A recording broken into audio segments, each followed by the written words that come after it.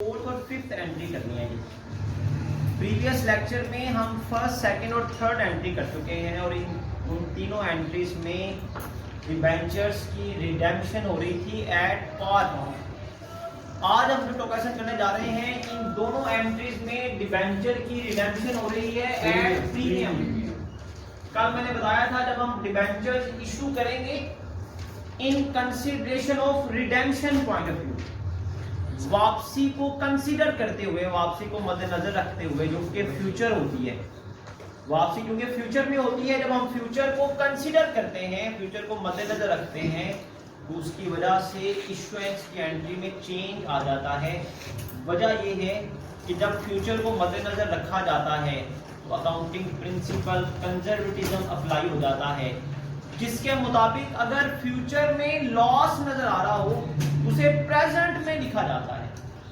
तो मैंने बताया था प्रेजेंट इश्यूएंस को कहते हैं, फ्यूचर रिडेम्पशन को कहते हैं। तो जब हम प्रेजेंट में इश्यूएंस की एंट्री करेंगे ना, और अगर इशू करते वक्त हमें ये पता चल रहा हो कि वापसी के वक्त नुकसान होगा, वापसी के वक्त तो उसको इश्यूएंस की एंट्री के अंदर ही लिखना है, इश्यूएंस की एंट्री के अंदर ही एडजस्ट करना है।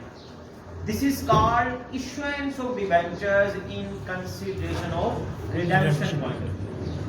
फिर मैंने बताया कि टोटल 5 केसेस बनते हैं। प्रीवियस लेक्चर में हमने डिस्कस किया कि टोटल 5 केसेस बनते हैं, जिनमें से सिर्फ 2 केसेस में फ्यूचर में लॉस होगा, और वो 2 केसेस कौन से हैं जिसमें रिडेम्पशन एट प्रीमियम होगी। जब भी रिडेम्पशन एट प्रीमियम होगी, पार वैल्यू से ज्यादा कीमत पर डिबेंचर के पैसे वापस करेंगे, पार वैल्यू से ज्यादा कीमत पर डिबेंचर के पैसे वापस करेंगे तो फ्यूचर में लॉस होगा।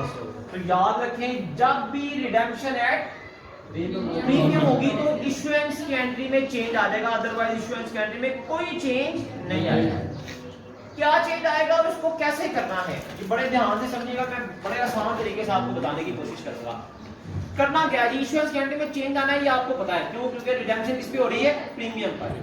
करें क्या, आप इसको करने का आसान तरीका क्या है, सबसे पहले सिर्फ इश्यूएंस का पोर्शन पढ़े, बस सिर्फ इश्यूएंस का पोर्शन पढ़े, सिर्फ क्या लिखा हुआ है, 90,000 रुपीस के डिबेंचर हैं, 9% वाले डिबेंचर हैं, पार वैल्यू पर इशू हो रहे हैं। 90,000 का मैंने कल बताया था 90,000 रुपीस के हैं, इसका मतलब है 100 का एक डिबेंचर हुआ तो 900 डिबेंचर्स हुए। बेटा ये 900 डिबेंचर्स किस पर इशू हो रहे हैं, पार वैल्यू पर। इसका मतलब हुआ जब पार वैल्यू पर इशू होंगे तो 100 के हिसाब से आपके पास 90,000 रुपीस आएंगे।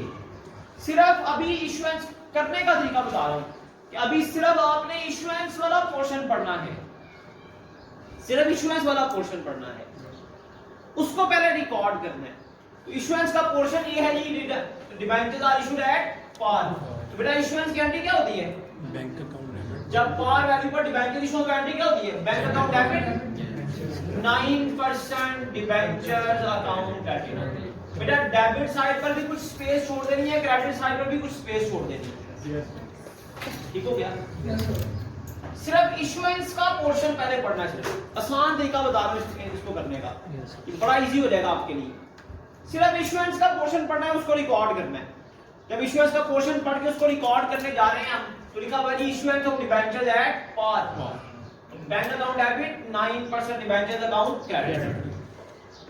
इश्यूएंस का पोर्शन पढ़ा तो इश्यूएंस में पार वैल्यू पर डिबेंचर इशू हो रहे हैं जी, डिबेंचर अकाउंट 90,000 से क्रेडिट हो जाएगा और बैंक अकाउंट 90,000 से डेबिट हो जाएगा। अभी तो रूटीन की इश्यूएंस की एंट्री है, रूटीन की इश्यूएंस की एंट्री है ना। जब डिबेंचर इशू होते हैं तो बैंक अकाउंट डेबिट होता है, 9% डिबेंचर्स क्रेडिट हो जाते हैं। लेकिन यहां पर रूटीन से हटकर होनी है, तो पहले आपने सिर्फ इश्यूएंस वाला पोर्शन पढ़ना है, पढ़ लिया जी।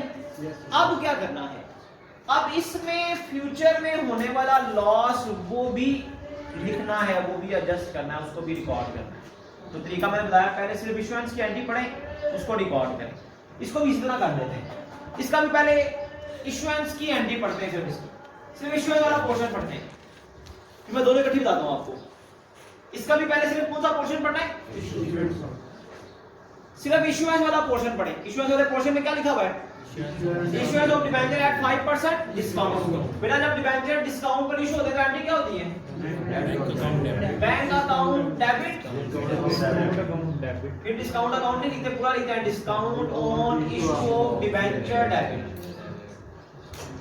Discount on issue of debenture debit और 9% डिबेंचर अकाउंट क्रेडिट। सिंपली पहले इशुएंस का पोर्शन पढ़ के उसको रिकॉर्ड करना है।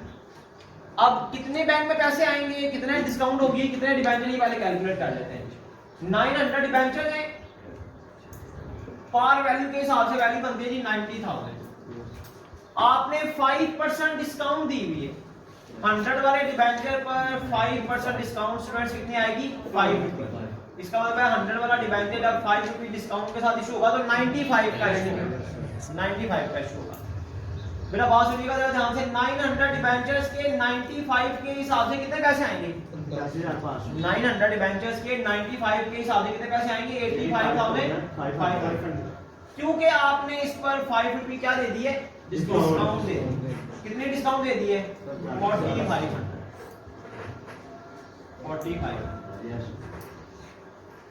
4500 आपने क्या दे दिए? डिस्काउंट। ये डिस्काउंट आपने दे दी तो बैंक अकाउंट में कितनी अमाउंट आएगी? 85। बैंक अकाउंट में कितनी अमाउंट आएगी? 85,500। बैंक अकाउंट में अमाउंट आ गई। डिस्काउंट और इशू ऑफ डिबेंचर कितनी डिस्काउंट है? 4500। डिबेंचर बेटा 900 ही आपने इशू किए हैं, 90,000 ही डिबेंचर अकाउंट का वैल्यू। 90,000 के डिबेंचर हैं, इतने पैसे बैंक अकाउंट में आ गए, इतना क्या हो गई? डिस्काउंट हो गई। क्लियर हो गया जी? सिंपली पहले क्या करना है? इशुएंस की एंट्री करनी है। सिंपली आपने क्या करना है जी? इशुएंस की एंट्री करनी है। अब लॉस को इसके अंदर एडजस्ट करना है। पहली बात तो ये लॉस इशुएंस के वक्त नहीं हो रहा, इसका लॉस हो रहा था इशुएंस के वक्त, ये लॉस ही है ना डिस्काउंट देना। सिंपली इशुएंस की एंट्री तो आप बड़ी आसानी से कर लेंगे। अब क्या करना है? अब जो रिडेम्पशन के वक्त लॉस हो रहा है ना, उसको भी इसके अंदर एडजस्ट करना। तो इशुएंस कैसे देखिएगा चेंज हो जाएगा। पहले इशुएंस वाला पोर्शन किया, अब लॉस देखें कितना हो रहा है। लॉस हो रहा है, जितना प्रीमियम वापस करना है ये लॉस हो रहा है। पार वैल्यू से जितने ज्यादा पैसे वापस करने हैं वो लॉस है। पार वैल्यू से जितने पैसे ज्यादा वापस करने हैं वो क्या है? लॉस है। कितना प्रीमियम वापस करना है? 100 वाले डिबेंचर पर 10% का मतलब हुआ 10 रुपए प्रीमियम वापस करना है। टोटल प्रीमियम ऑन रिडेम्पशन, वापसी के वक्त कितना प्रीमियम वापस करना है? 10 रुपए एक शेयर पर, एक डिबेंचर पर, सॉरी 900 डिबेंचर्स पर 10 रुपए के हिसाब से 9,000 इजाफी वापस करना है। रिडेम्पशन पर प्रीमियम कितना है? 10%। रिडेम्पशन पर प्रीमियम कितना है? 10%। 10% कैलकुलेट किया तो कितना आया? 10 रुपए। 10 रुपए एक डिबेंचर पर इजाफी वापस करने हैं। टोटल कितने डिबेंचर हैं? 900। बेटा उन पर प्रीमियम कितना वापस करना पड़ेगा? 9,000 का इजाफी प्रीमियम वापसी के वक्त अदा करना है। ये जो 9,000 का बेटा आपने प्रीमियम अदा करना है ना, ये लॉस होगा कब? वापसी के वक्त। कब होगा? इसको आज ही लिख लेना है, इसको आज ही लिख लेना। इशुएंस की एंट्री, जितना भी लॉस होता है उसे किस साइड पे लिखते हैं? Debit side. Loss on issue of debenture, यहां पर रिडेम्पशन ही लिखना। कहता है कि जो आपको फ्यूचर में लॉस हो रहा है ना, वो आज इशू करने की वजह से हो रहा है, ना इशू करेंगे नहीं लॉस होगा। तो ये लॉस लिखें, loss on issue of debenture. क्या लिखें? कितना लॉस हो रहा है? 9,000। वो जो लॉस फ्यूचर में होना है उसको आज लिख लें, लेकिन एंट्री बैलेंस नहीं है ना। बेटा ये लॉस हो रहा है ठीक है, लेकिन ये पे आज नहीं करना। ये नुकसान आज अदा, जो नुकसान हमने फ्यूचर में अदा करना हो, जो लायबिलिटी हमारी फ्यूचर की हो, जितना ये लॉस होगा उतनी ही लायबिलिटी बन जाएगी। उतनी ही लायबिलिटी किस चीज की? Premium redemption. प्रीमियम नहीं, प्रीमियम ऑन रिडेम्पशन। ये इशुएंस का प्रीमियम नहीं है, इशू तो पार में हुआ है।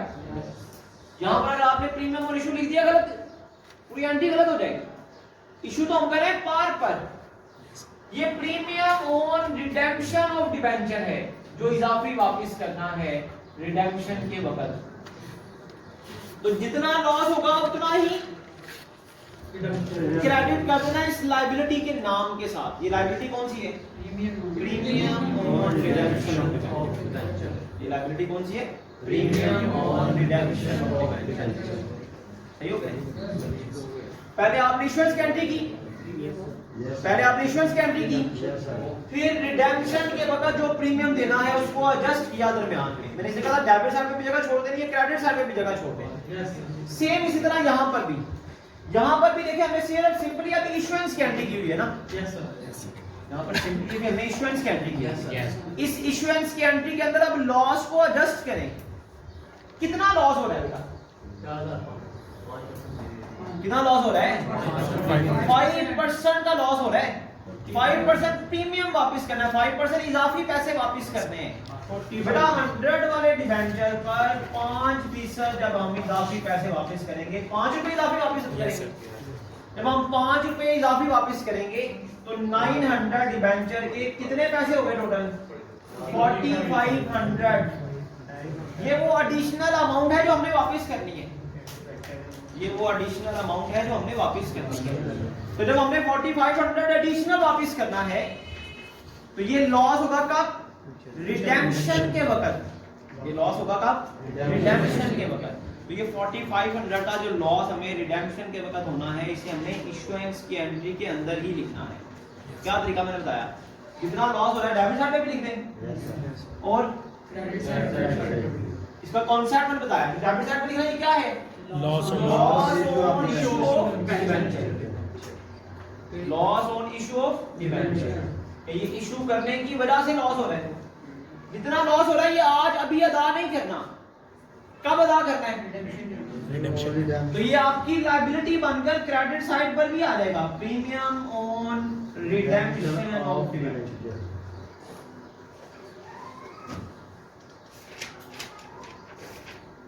ये आसान तरीका मैंने आपको बताया एनालिसिस को करने का। सिंपली पहले इश्यूएंस का पोर्शन पढ़ें, उसको रिकॉर्ड करें।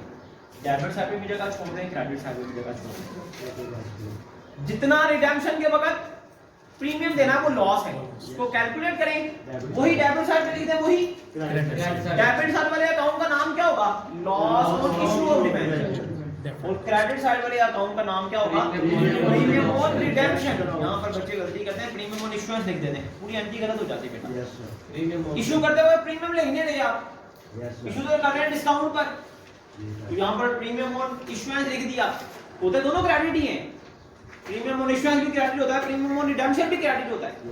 लेकिन दोनों अकाउंट की नेचर मुख्तलिफ है। प्रीमियम ऑन इश्यूएंस, इश्यूएंस के वक्त प्रीमियम हो तो लिखने ले आप। दूसरी बात, डिबेंचर इशू करते वक्त जो प्रीमियम लेते हैं उस अकाउंट की नेचर क्या है? वो रिजर्व है।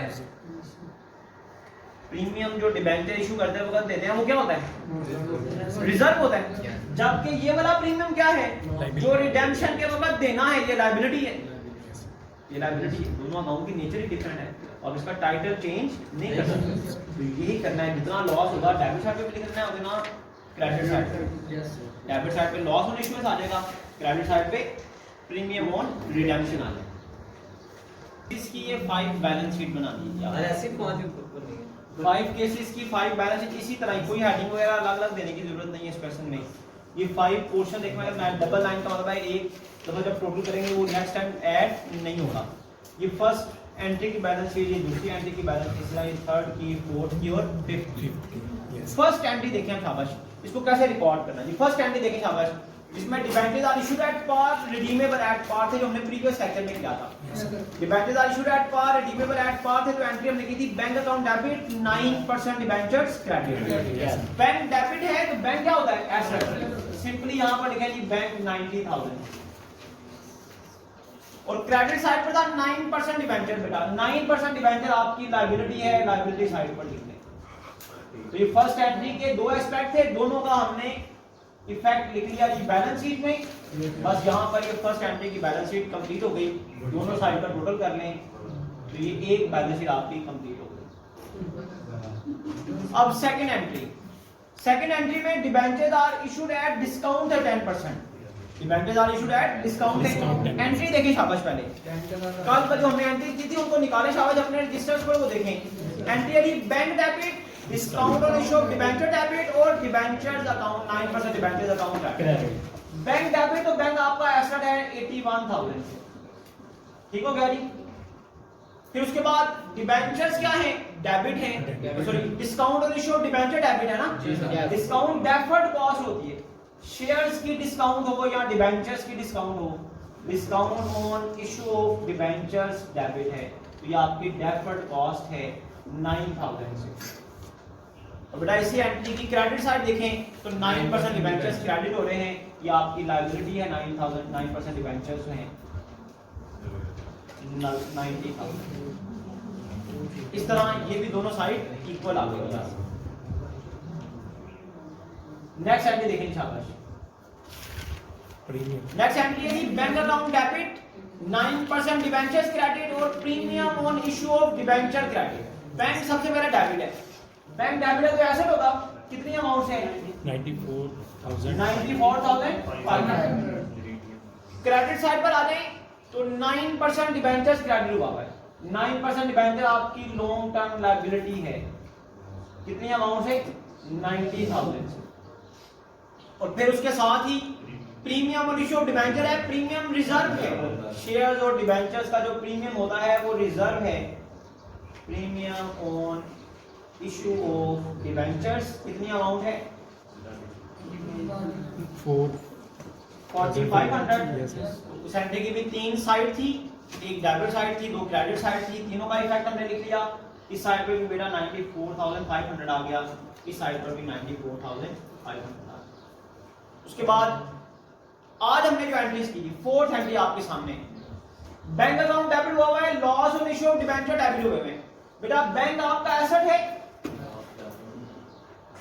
और डिबेंचर्स का या शेयर्स का लॉस हो जो आप एक दफा बियर कर रहे हैं तो इसका फायदा लॉन्ग टर्म होता है ये डेफर्ड कॉस्ट होती है loss on issue of debentures loss on issue of debentures है जी 9,000 सही हो गया जी क्रेडिट साइड पर आ जाए 9% डिबेंचर लॉन्ग टर्म लायबिलिटी है और प्रीमियम ऑन रिडेम्पशन ये भी लॉन्ग टर्म लायबिलिटी है आज नहीं वापस करना प्रीमियम 5 साल बाद 6 साल बाद 10 साल बाद जो मैच्योरिटी डेट है तब जाकर वापस करना है दोनों लायबिलिटीज हैं 9% डिबेंचर भी लायबिलिटी है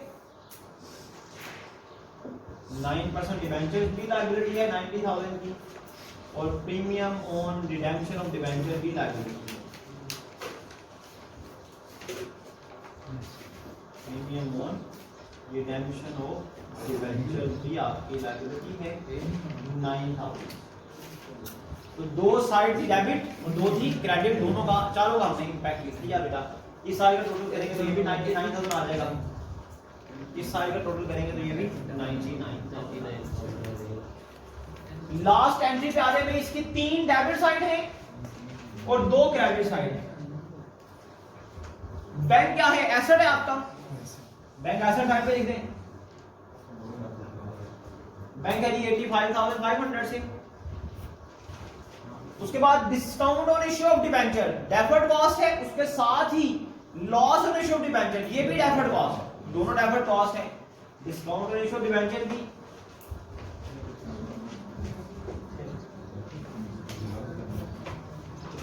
और loss on issue of debenture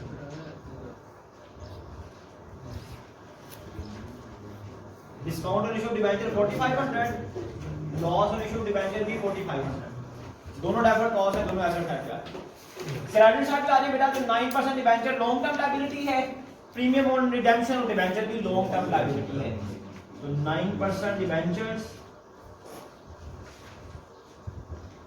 और प्रीमियम ऑन रिडेम्पशन